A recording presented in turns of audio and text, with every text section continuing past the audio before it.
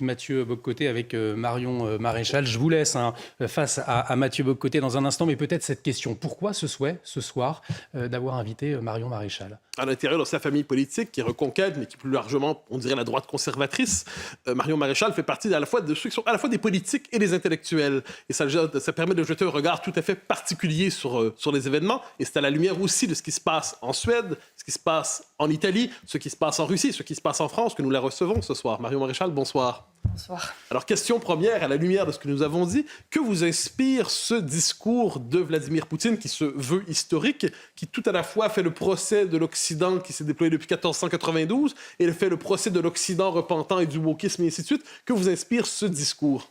Que dorénavant, il est acté que nous passons d'une dispute, en tout cas territoriale, relativement classique dans les relations internationales, à un conflit global, ça a été dit, quasi civilisationnel, entre l'Occident et le monde russe et ses alliés, c'est-à-dire une grande partie du monde qui aujourd'hui se constitue, vous venez de le dire, face au modèle occidental. Ça pourrait nous rappeler, et ça devrait peut-être nous interpeller, d'une certaine manière, le processus d'engrenage que nous avons connu, vous l'avez évoqué également, au moment de la Première Guerre mondiale, où on est au départ en Bosnie, un pays finalement dont assez peu de personnes avaient entendu parler, un conflit localisé qui, à force d'engrenage et d'alliances, aboutit à la Première Guerre mondiale et aux 20 millions de morts que nous avons subis. Je ne dis pas que nous allons inéluctablement arriver à la Troisième Guerre mondiale, mais en tout cas, il semble que rien ne soit fait pour freiner l'engrenage. Et ce qui m'inquiète, moi, et ce qui m'attriste même, c'est que avant, si la France avait joué son rôle, si la France avait respecté sa tradition diplomatique, nous aurions eu le choix entre la guerre ou la paix. Si nous nous étions penchés sur la question de l'élargissement de l'OTAN, le respect des accords de Maïdan, entre autres choses, nous aurions eu ce choix. Aujourd'hui, nous n'avons plus ce choix. Le choix que nous avons, c'est plus ou moins de guerre, ou comment freiner finalement l'aggravation de la guerre. Parce que nous sommes face à deux grandes puissances. D'un côté, la Russie qui manifestement ira jusqu'au bout, ça a été dit, et je ne crois pas que ce soit du bluff en effet. Les États-Unis qui manifestement eux aussi iront jusqu'au bout. Et au milieu, les pays européens qui subissent une forme de guerre par procuration, qui en sont d'ailleurs les premiers à subir les conséquences économiques, politiques et sociales en direct, et qui donc finalement n'ont plus d'autre choix que, je vous dis, de freiner ce processus. Et donc c'est extrêmement malheureux parce qu'on voit bien que la seule arme aujourd'hui qui est brandie pour ne pas totalement passer le cap de la co-belligérance, même si entre nous on y est quasiment, à peu de choses près, ce sont les sanctions. Donc des sanctions dont il est avéré, et pas seulement avec la Russie, qu'elles ont une relativement peu d'efficacité, disons-le. Et ça, je voyais Pierre Lelouch le rappelait il y a peu de temps. Il disait, vous savez, face à l'Iran, il y a 1500 types de sanctions. Ça ne nous a pas empêchés d'avancer vers la bombe nucléaire. Et la Russie subit des sanctions depuis des décennies et de très nombreuses sanctions aussi depuis 2014 sans que l'effet soit notoire. Donc maintenant, on a cet outil-là, peut-être davantage symbolique que véritablement opérationnel. Et on n'a pas véritablement saisi, c'est peut-être maintenant la question qu'il faut se poser, pourquoi ces sanctions? Avec quel objectif? Donc maintenant, il y a deux choses. Soit les sanctions ont pour objectif de mettre la Russie à genoux, comme l'avait dit Bruno Le Maire, et donc, indirectement, de vouloir faire tomber Poutine du pouvoir. Et donc là, posons-nous la bonne question. A-t-on envie de revivre ce qui a pu être vécu dans d'autres pays sous pression américaine qui ont fait tomber des gouvernements avec parfois un aboutissement pire que ce qui avait été d'abord espéré? Et a-t-on envie de voir un chaos révolutionnaire dans un pays qui est une puissance nucléaire? Donc ça, c'est la première question. Ou alors, veut-on utiliser ces sanctions à un moment donné pour en faire une arme de négociation, si je peux dire, à mettre sur la table pour pouvoir tenter d'obtenir un certain nombre de choses de Poutine, et notamment la paix? Mais je conclurai en disant que malheureusement, je crains que ce soit la première option qui prévale, puisque Mme von der Leyen, donc présidente de la Commission européenne, elle-même a dit qu'elle ne souhaitait aucun apaisement avec la Russie. Autant dire que manifestement, ce n'est pas sa famille qui est sous les bombes en Ukraine. Déplaçons-nous en Europe occidentale. L'actualité des dernières semaines a été assez chargée. On l'a vu en Suède, on l'a vu en Italie. Ce qu'on appelle la droite nationale, ce que ses adversaires appellent l'extrême droite, et plus largement des blocs de droite, de droite nationale conservatrice, se sont constitués. Et dans la plupart des cas, en Suède, on fragilisé sérieusement le cordon sanitaire. En Italie, le cordon sanitaire n'existe plus depuis longtemps. Comment interprétez-vous cette double poussée en Suède, en Italie? Est-ce le même mouvement qui balaie l'Europe occidentale ou est-ce deux mouvements assez distincts pour vous? Alors en tout cas, il y a des leçons à en tirer, et vous l'avez dit, je pense que la première leçon, c'est d'abord une leçon de méthode.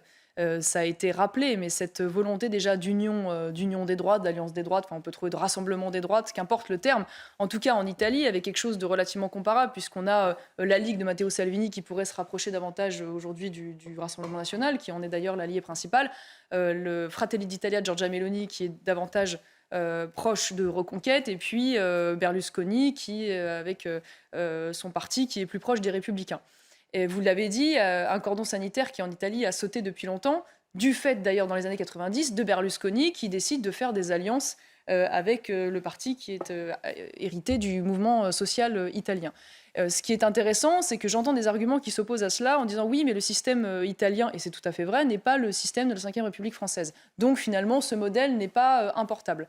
Mais j'ai envie de dire qu'au contraire, cet argument devrait jouer encore davantage dans la Ve que dans le régime parlementaire italien, puisque dans le régime parlementaire italien, vous n'êtes pas obligé de faire 50+1 pour avoir la majorité, ce qui est le cas aujourd'hui de cette coalition italienne. À l'inverse, en France, dans notre système, à la fois aux élections législatives et évidemment davantage avec l'élection du président, il faut faire 50+1. Donc il y a encore, j'ai envie de dire, une exigence supplémentaire de rassembler encore davantage des courants pour espérer obtenir une majorité totale. Donc pour moi, c'est un argument qui ne vaut pas. Mais vous ne croyez pas que le système électoral français défavorise, pour l'instant, à tout le moins, cette logique d'union des droites? Je crois qu'en tout cas... Alors, le problème de la proportionnelle, c'est que ça force les gens à négocier oui entre et eux. non, parce que la NUPES nous a bien fait la démonstration que notre système de scrutin majoritaire à 2 tours aux élections législatives, il y avait la possibilité de constituer des coalitions, donc un candidat unique pour plusieurs partis. On voit bien que Mitterrand, avec l'Union de la gauche, avait d'ores et déjà fait cette alliance, mais même Emmanuel Macron a été le candidat d'une coalition, que ce soit à la présidentielle ou aux élections législatives, avec des alliés tels que le MoDem notamment. Donc je ne crois pas qu'il soit inéluctable pour la droite d'arriver à ce même travail. Je ne sais pas combien de présidentielles il faudra perdre avant qu'ils en prennent conscience. Voilà, ça fait déjà 3 présidentielles que la droite perd face à la gauche, face à François Hollande, maintenant 2 fois face à Emmanuel Macron. Donc j'ose espérer que ces exemples italiens et suédois vont servir. Et il y a aussi peut-être un certain nombre de leçons à tirer sur le plan idéologique également. Lesquelles?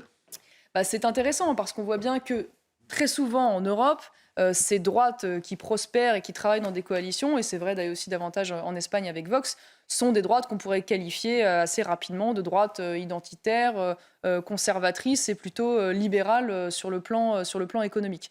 Vous savez, dans la campagne italienne, ça a été assez peu dit. Alors je pense que la victoire de Giorgia Meloni va bien au-delà de cette campagne qui était une campagne de 5 semaines très courte en plein été, donc qui n'a pas été absolument décisive. Mais l'un des sujets qui a été déterminant aussi dans la campagne, les sujets identitaires ont été déterminants sur le long terme, le moyen terme, mais les sujets économiques ont aussi joué un rôle, puisqu'il y a eu ce grand clivage entre 5 étoiles, donc un parti de gauche pour faire simple. Populiste, cela dit. Qui se dit populiste. Qui se dit populiste, un populisme de gauche, oui. Voilà. Et de l'autre, Giorgia Meloni, sur la question de ce qui pourrait s'apparenter en France au revenu universel, une forme de revenu universel. Donc Meloni était opposée à ce système de revenu universel avec les conditions de mise en place, donc qu'avait mis en place ce parti 5 étoiles, alors que 5 étoiles le défendait. Et donc on a eu un clivage aussi travail-assistana, qui donc s'est fait manifestement en faveur de Giorgia Meloni, donc pour le travail face à l'assistanat. Et ça fait aussi partie, je pense, des leçons qui sont intéressantes pour la France de ce point de vue-là. Je vous ramène sur la question du cordon sanitaire un instant, parce que c'est intéressant de voir les 3 situations. Dans le cas de la Suède, on était avec un parti, les démocrates de Suède, dont les origines sont à la fois contemporaines et véritablement troubles. C'est-à-dire on n'est pas d'une forme d'ambiguïté idéologique, il y avait une mouvance très radicale à droite. Et pourtant... Et né sous la pression migratoire extrêmement bien rapide sûr, et condensée. Bien sûr, mais qui est taxé de néo-nazi par ses adversaires, qui considère avoir rompu avec cela. Il n'en demeure pas moins que le prix à payer pour intégrer les démocrates de Suède dans une coalition était probablement plus élevé qu'intégrer en France un parti comme le RN, par exemple, qui s'est normalisé politiquement au fil des ans, qui participe à la vie parlementaire et ainsi de suite. Donc, comment expliquez-vous le rapport, je dirais, contrasté ou asymétrique au cordon sanitaire en Suède et en France, sachant qu'en Italie, il n'est plus là, on l'a dit? Oui, c'est vrai que c'est assez surprenant. Alors, je pense que la France a aussi, comme vous le disiez à l'instant, une histoire des partis politiques qui est plus longue et qui fait qu'il y a une forme d'inconscient collectif et de projection sur ces partis qui est extrêmement pesante et qui est difficile à dépasser. Qui a aussi d'ailleurs vécu le mouvement social italien en son temps, donc qui était véritablement un parti post-fasciste pour le coup, mais qui a été dépassé. Il y a eu 4 partis politiques entre-temps, entre le MSI et Fratelli d'Italia que nous connaissons aujourd'hui. Donc de très nombreuses évolutions, de très nombreux changements de génération, changements de direction. Donc on va dire que ce procès aujourd'hui est beaucoup moins prégnant en Italie. Même la presse de gauche hostile admet que cette qualification de parti post-fasciste est totalement dépassée. En revanche, en France, la différence, c'est que le Rassemblement national n'a pas vu une succession de partis politiques. C'est un très vieux parti politique qui se fait attaqué depuis sa création dans les années 70 et qui a un procès d'extrême droitisme depuis ces années-là, sans qu'il y ait eu un véritable sentiment de rupture, même si de fait il y en a eu à bien des égards, et notamment sur le plan idéologique. Je crois qu'en France, néanmoins, il n'y a rien d'inéluctable, puisque il y a aussi des changements de génération politique au sein des différents mouvements. La génération des LR est en train d'évoluer, la génération du RN aussi va probablement être amenée à changer dans les années à venir. Donc déjà, je pense que le rapport et les interdits ne seront plus nécessairement les mêmes. Donc ça me rend assez optimiste. Et puis surtout, ce qui a contribué fondamentalement à diviser ces partis pendant des décennies, aujourd'hui n'a plus cours. Je pense à deux choses. Le fait que pendant longtemps, les différents partis se sont construits aussi, notamment à droite, par anticommunisme.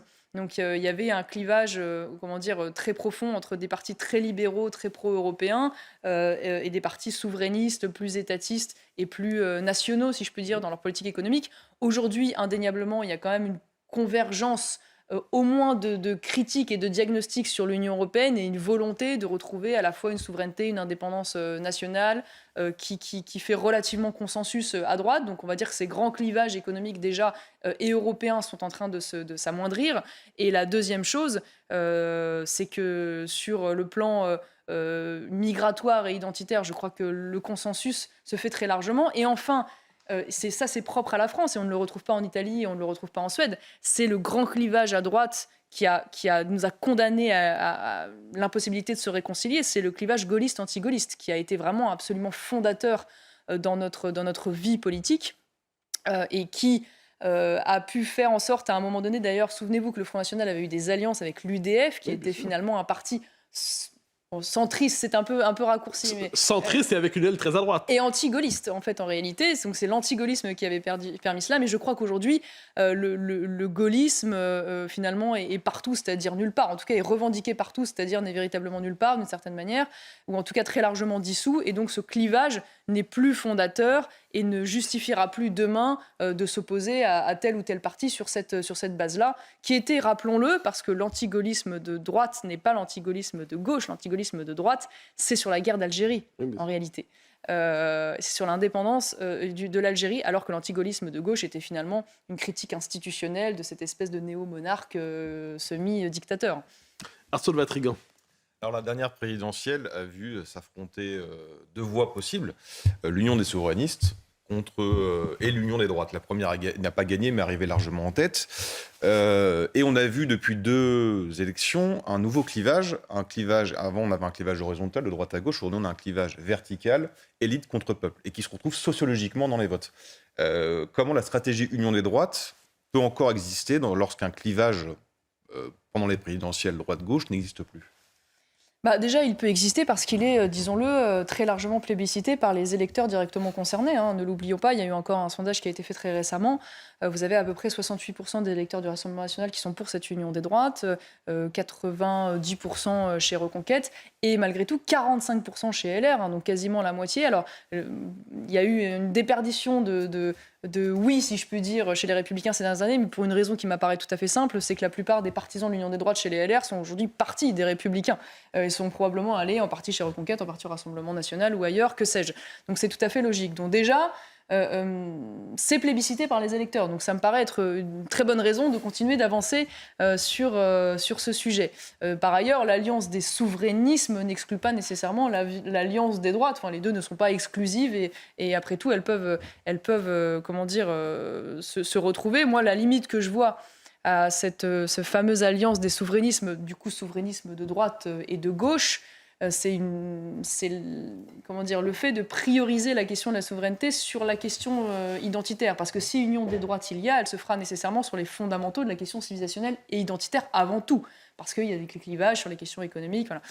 Or, sur la question de la souveraineté n'est jamais qu'un outil, elle n'est pas un aboutissement. Vous récupérez votre souveraineté parce que derrière, vous voulez faire vivre et animer un projet de société. Or, y a-t-il concordance entre les souverainismes de droite et les souverainismes de gauche sur ce projet de société ? Je n'en suis pas absolument convaincue. Quand, pendant la présidentielle, j'entendais Marine Le Pen dire « Je ne veux absolument aucun ministre issu du parti Reconquête, mais par contre, je veux un homme comme Arnaud Montebourg », alors Arnaud Montebourg, très bien, on le connaît et on l'a connu pour sa défense de l'industrie française et je lui en suis gré, mais n'oublions pas qu'Arnaud Montebourg est un homme profondément attaché à l'arrivée de l'immigration et considère que l'immigration est une chance pour la France. Voilà, il ne peut pas remettre en cause aujourd'hui la politique migratoire telle qu'elle existe. Donc, n'est-ce pas illusoire ? Voilà, c'est ce que je veux dire. Est-ce cohérent et n'est-ce pas illusoire ? Moi, je pense qu'il y a plus de cohérence de ce point de vue-là à défendre l'union des droites, avec toutes nos différences, parce que nous avons nos singularités. Mais c'est le principe même d'une coalition, c'est qu'on travaille avec des gens avec lesquels on n'est pas nécessairement d'accord. Et on va continuer cet échange dans un instant. On marque une pause, restez avec nous sur CNews. Marion Maréchal face à Mathieu Bock-Côté, ça continue dans un instant, à tout de suite. De retour sur le plateau de Face à Bock-Côté, bienvenue si vous nous rejoignez. Marion Maréchal, vice-présidente exécutive de Reconquête, répond à Mathieu Bock-Côté ce soir. La suite de l'interview dans un instant, mais avant, un point sur les dernières actualités, c'est avec vous, Mathieu Devez. L'affaire Quatennens continue de faire parler d'elle. Adrien Quatennens est visé par une nouvelle main courante déposée par son épouse. Céline Quatennens accuse le député LFI de lui avoir envoyé trop de SMS depuis le début de l'affaire et de leur rupture. Adrien Quatennens a lui été entendu au commissariat de Lille dans le cadre d'une enquête pour violence conjugale. Le président turc menace de nouveau de bloquer l'adhésion de la Suède et de la Finlande à l'OTAN. Erdogan accuse les deux pays de protéger des combattants kurdes du Parti des travailleurs du Kurdistan et des unités de protection du peuple, deux organisations considérées comme terroristes par Ankara.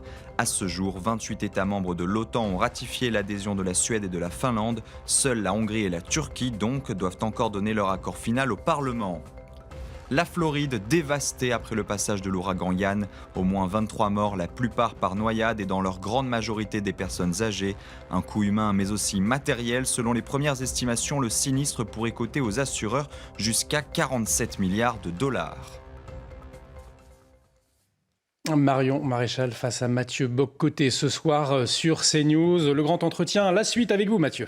Alors, ce qui fait pousser, ce qui porte une partie des droites aujourd'hui, c'est la question de l'identité, vous l'avez dit, mais aussi de la sécurité ou de l'insécurité, le sentiment quelquefois d'être occupé chez soi, d'être agressé en toutes circonstances, propos entendus souvent à droite, mais aussi propos désormais entendus à gauche. Un élu des Mureaux, Boris Venon, j'espère ne pas massacrer son nom, qui précise qu'il est un homme de gauche, donc probablement pour assurer que son propos est moralement correct, explique qu'en tant que blanc et en tant qu'homosexuel, il est aujourd'hui obligé de quitter probablement parce qu'il est victime de persécutions sur la base de son orientation sexuelle et de sa couleur de peau. Que vous inspire un tel événement ? Est-ce, comme dit l'autre, un fait divers ou est-ce un événement d'une autre nature ? Et il prend d'ailleurs le temps de dire explicitement « oui, le racisme anti-blanc existe ». Donc, même si les socialistes aujourd'hui y arrivent, c'est une bonne chose, mais c'est malheureux, si vous voulez, qu'on soit contraint d'en arriver à ce qu'un élu de la République soit persécuté au point de déménager pour qu'enfin ils ouvrent les yeux. Voilà, donc j'ose espérer que si un jour cette situation, cet état de fait consensus, on arrive peut-être à avancer efficacement sur ce sujet pour y apporter une réponse. Et c'est tout l'objet, nous, de ce qu'on essaye de faire à Reconquête lorsque ce terme est lancé volontairement un peu provoquant de francocide, finalement. L'idée du francocide, c'est quoi ? C'est de mettre un mot sur un phénomène de société qui est aujourd'hui une espèce d'insécurité endémique, principalement originaire d'une délinquance ou issue de l'immigration ou de nationalité étrangère, à l'encontre de Français.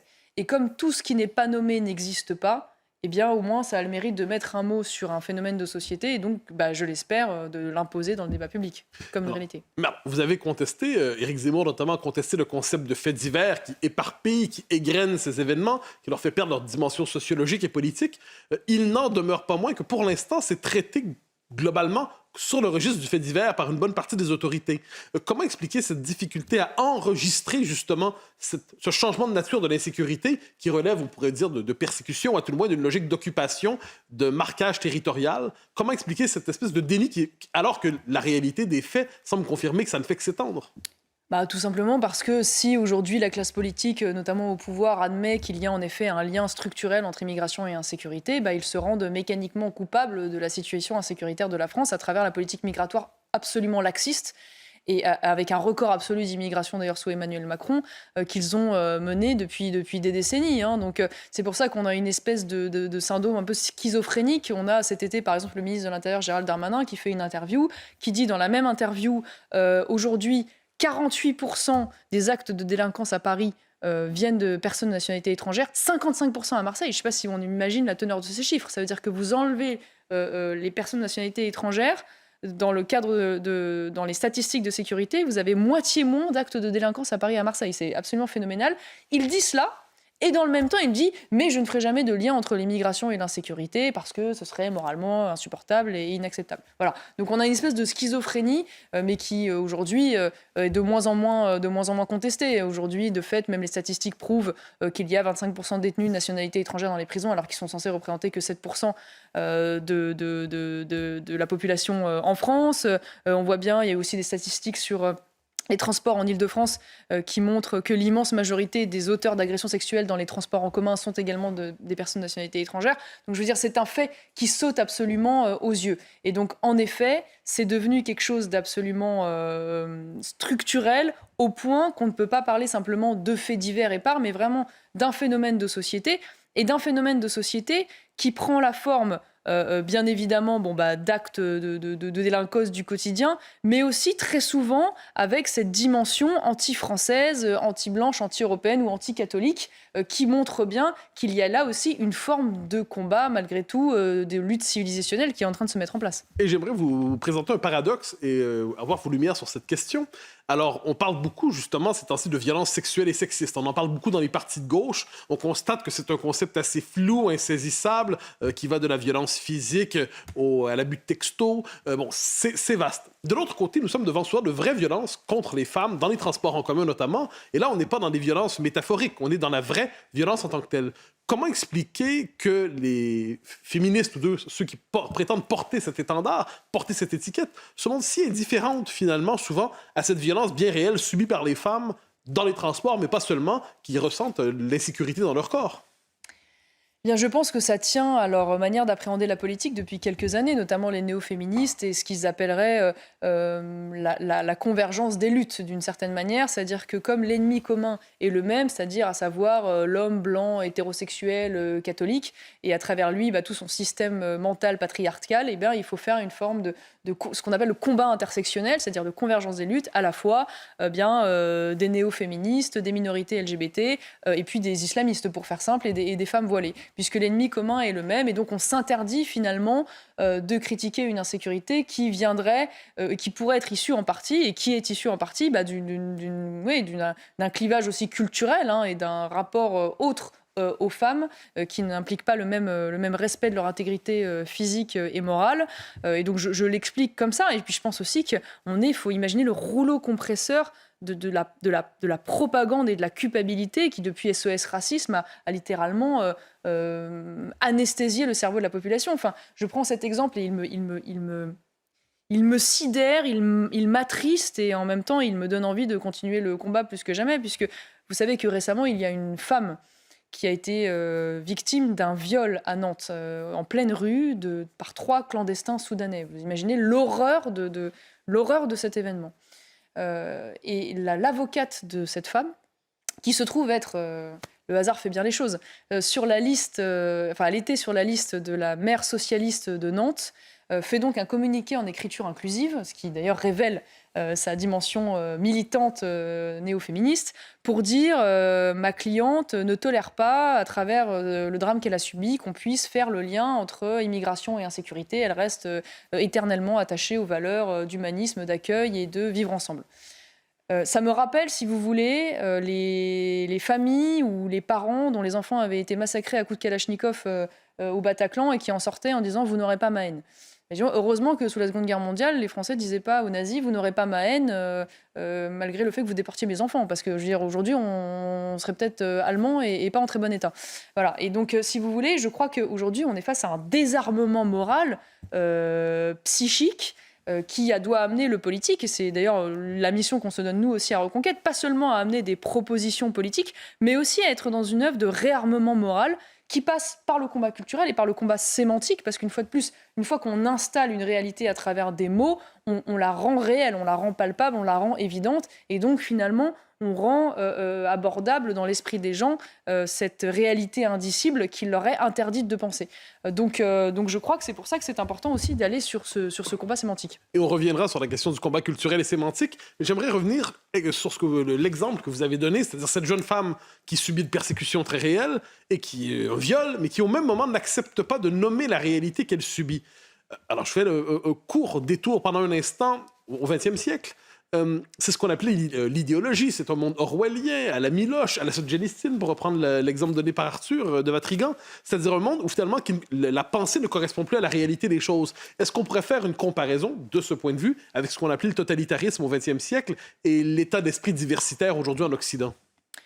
Ah bah oui, puisque le propre des totalitarismes, c'est une différence avec l'autoritarisme ou différentes formes de régime, c'est que le propre du totalitarisme, c'est qu'il va aller jusque dans la dimension culturelle, mais même dans votre vie privée. Il va aller conditionner vos esprits, votre manière de vivre, vos activités domestiques. L'idée, c'était d'ailleurs un peu l'esprit même de la révolution en 89. C'est on va construire un homme nouveau, un homme révolutionnaire. On va le façonner jusque dans sa conscience, dans ses goûts, dans ses aspirations, dans ses désirs, dans ses idées politiques. Et donc là, on en est là. On a complètement abandonné toute forme Et c'est très révélateur d'ailleurs le comportement de nos politiques aujourd'hui. Des politiques qui ne gouvernent plus. Ça veut dire qu'on l'a vu à travers le Covid ou aujourd'hui à travers la crise énergétique. Enfin, je veux dire, on attend des politiques, par exemple, qui développent l'hôpital, défendent l'hôpital. Et comme ils ne le font pas parce qu'ils sont incapables de gouverner, ils nous disent de nous laver les mains, de garder une distance de sécurité, de porter des masques. Et là, maintenant, comme ils sont incapables de faire en sorte qu'on ait une indépendance énergétique, ils nous disent mettez des polaires et puis baissez le chauffage. Et voilà. Donc, en fait, on se rend compte qu'on est dans le conditionnement du comportement plutôt que véritablement dans la politique au sens noble du terme. Alors, vous parlez du combat culturel, vous parlez du totalitarisme qui s'empare de l'intime, il s'empare de nos représentations. Êtes-vous inquiète de la percée, de la présence de plus en plus réelle de Sandrine Rousseau, par exemple? Est-ce que vous la prenez au sérieux ou est-ce que, finalement, vous la trouvez plutôt cocasse? Je la prends très au sérieux. Je la prends très au sérieux parce que même si, évidemment, on en rit sur le moment et que on voit des polémiques dérisoires finalement autour de ces propos, on se rend compte que ces gens, il y a 15 ans ou 20 ans, n'existaient pas. Puis petit à petit, ils ont pénétré les sciences sociales dans les universités jusqu'à en devenir dominants. Puis ensuite, ils sont rentrés en politique dans des partis marginaux. Ensuite, ils ont monté dans les urnes et puis ils sont entrés dans des coalitions. Et demain, ils seront probablement nos ministres. Voilà. Donc je les prends très au sérieux et je vois le processus à l'œuvre et les délires idéologiques s'accélérer. Enfin, on en parlait tout à l'heure rapidement à la pause, mais vous savez, l'écriture inclusive qui fait beaucoup parler d'elle et qui, au départ, était simplement de dire on n'utilise plus il et elle parce qu'on ne veut plus avoir le genre masculin, le genre féminin. Ensuite, on a eu le yel pour avoir un genre neutre, mais yel, ça rappelle quand même il et elle, donc on fait ul et ol parce que voilà, mais ul et ol, c'est quand même la binarité, finalement, l'altérité duale, donc c'est insupportable, donc on va encore aller plus loin. Enfin, donc, faut pas imaginer que parce que les choses sont absurdes, c'est le propre finalement des idéologies. Les idéologies n'ont pas à être cohérentes et intelligentes. Et donc il faut se battre il faut se battre y compris sur le plan culturel et intellectuel face à ces gens et pas seulement politique, parce que je vous le dis, aujourd'hui ils apparaissent amusants, mais demain ils pourraient être au pouvoir. Il suffit de regarder ce qui se passe aux États-Unis ou même dans d'autres pays en Europe. Je crois que c'est en Irlande récemment, pour prendre un sujet relatif aux questions militantes LGBT, où vous avez un professeur qui a été emprisonné parce qu'il a refusé d'utiliser le pronom choisi par son élève en classe. Ça paraît inimaginable aujourd'hui en France. Mais on en prend petit à petit le chemin. Le Conseil d'État, très récemment, a dit qu'il fallait que les professeurs s'imposent d'utiliser, par exemple, le prénom qu'avaient choisi les élèves en classe. Et je veux dire, on nage en plein délire. Et je vous dis ça, je peux me prendre à l'instant un procès pour transphobie. Donc non seulement on nage en plein délire, mais en plus, tous ceux qui essayent de dire « Attendez, on nage en plein délire », peuvent finir demain en prison ou persécutés sur le plan social et politique. Donc oui, pour moi, ça prend quand même, voilà, avec un certain nombre de nuances, mais ça prend quand même les contours du totalitarisme. Arthur de Vatrigan. Le 13 novembre prochain, nous fêterons le funeste anniversaire des attentats du Bataclan. Se déroule en ce moment le procès des attentats de Nice.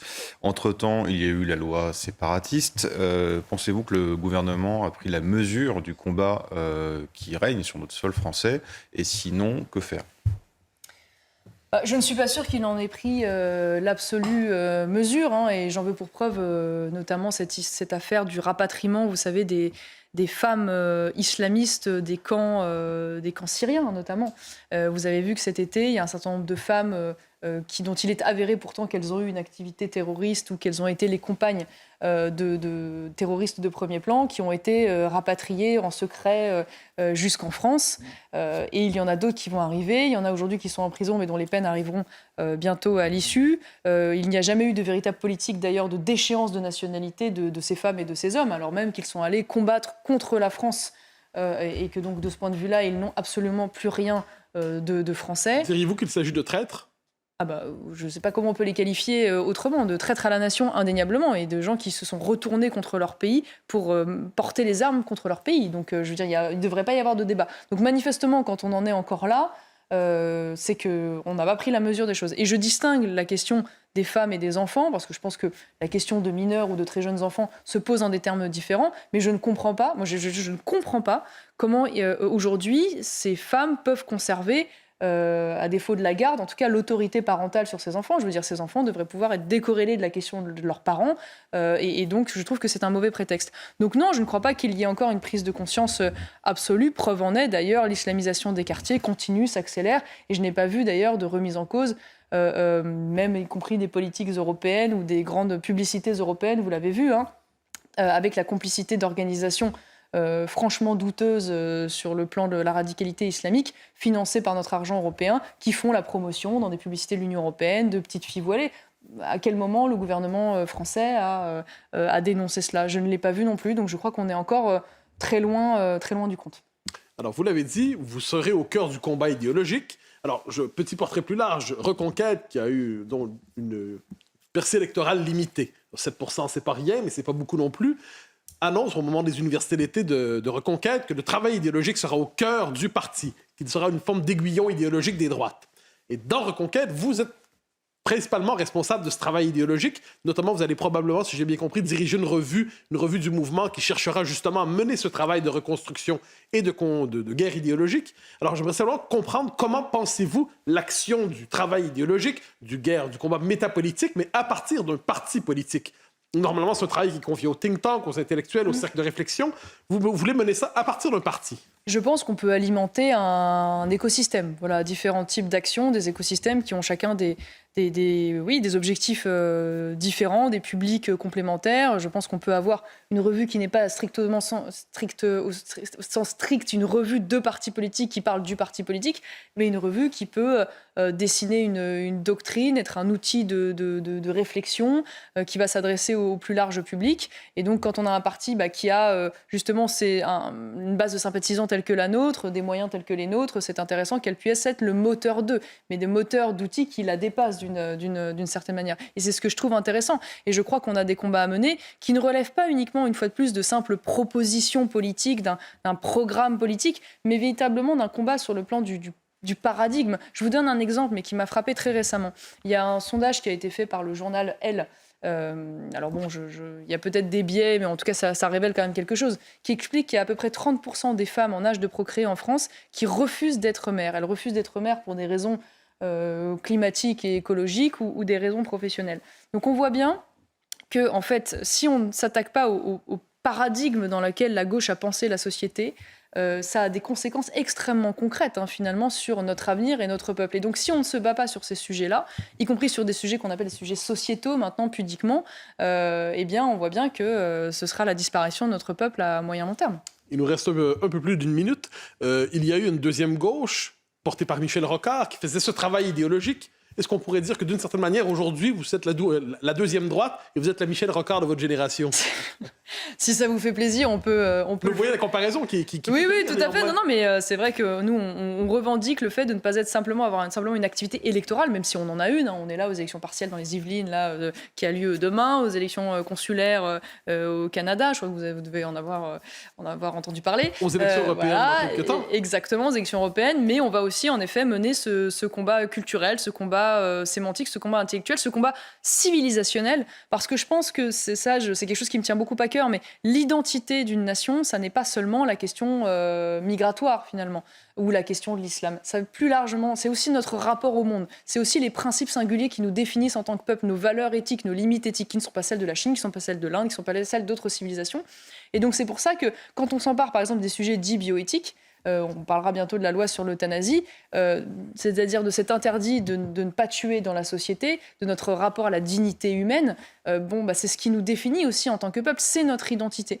Et donc, je crois que c'est important aussi d'aller sur ces sujets-là en cohérence, parce que le combat civilisationnel, il est aussi dans notre être et dans notre essence, et pas seulement dans nos origines, finalement. Et on arrive au terme de cet entretien. Merci Marion Maréchal d'avoir accepté notre invitation. Merci Arthur de Vatrigan. Merci Mathieu Bock-Côté. On vous retrouve demain, 10h, aux côtés de Sonia Mabrouk dans le grand rendez-vous. C'est des Échos Europe 1. Dans un instant, Soir Info Week-end, c'est avec Elliot Deval. Elliot Deval qui reçoit Bernard-Henri Lévy et ce sera à 23h30. Très bonne soirée sur notre antenne.